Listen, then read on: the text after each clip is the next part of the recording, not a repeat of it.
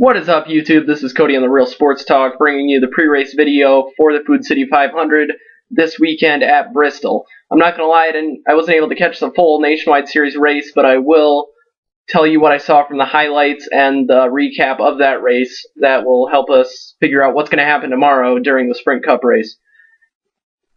Overall, Elliot Sadler, possibly not the strongest car on the racetrack today, but he did win the race on a pit strategy call. He stayed out when the other guys came in and got tires, and he was able to hold them off. He just pulled away, and it was done from there. And this is his second win in the Nationwide Series this year after not winning for 13 years prior to this season in the Nationwide Series. So that's a great feat for Elliot Sadler, and I expect to see him in victory lane more this season as the season goes on. And this was actually the same car he won at 2 weeks ago. And it's just a great feat for Elliot Sadler to be winning. He's a good guy. He's liked by the fans, by the drivers in the garage area. And it's good to see him winning again. It's good for the sport. And this Richard Childress Racing team that was picked up from Kevin Harvick Incorporated last year is taking off. And it's looking like it's going to be very successful this year under Richard Childress's command again. One of the things we saw today also was a very tight pit road.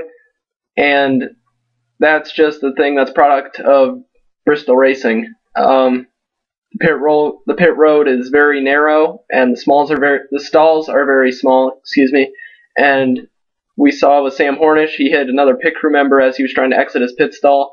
A lot of the times, if the cars just get parked into their pit stalls at a certain angle, there's no avoiding running into something or the other car without losing a lot of time. So you just got to go when the jack drops, and a lot of the time you're not even looking in front of you. You're just ready to hit the accelerator and get going out of your stall and make up as much ground as you can on pit row or not lose any ground on pit row.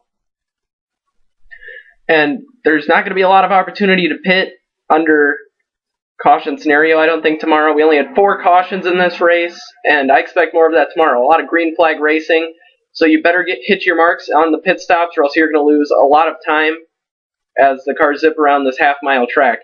It's very high banked, very high speeds, and we're going to see hopefully some good racing and some good passing tomorrow during the race. Well, overall at this track, I really think that Kyle Busch is going to be a guy to look out for, and I don't really see anyone else that really sticks out to me for this track. Him and Ryan Newman were the top 3 in both of the final 2 practices. Maybe expect the Penske cars, if they have their EFI figured out, expect them to run up front and run well. I believe Brad Keselowski won a race here last fall.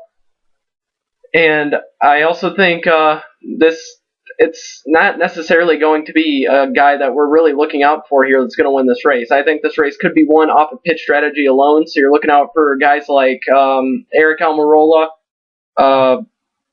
Marcus Ambrose possibly. You got guys like Martin Truex Jr., Clint Boyer, David Rudman, guys that will run, they'll kind of be quiet all day, and then they'll stay out on that last pit stop, and if enough of them stay out, one of those guys might have a shot to win the race after that last pit stop. Although there's not necessarily going to be a lot of cautions, I expect cautions late, I guess, since the racing is going to be tight, it's going to be fast. It's going to be hard to pass, and it's going to be frustrating for the drivers, especially as they get down there to the final laps. And we might see people try to bump and run, and that might go wrong. Because that's what happened in the Nationwide race a lot of the time. It was very hard to pass, and that guy that has the momentum and the faster line, even though he may not have the faster car, he's going to get out in front, and even though you have a faster car, he's going to be in front of you, and you're going to have to possibly use your bumper to get around him, if not put him into the wall.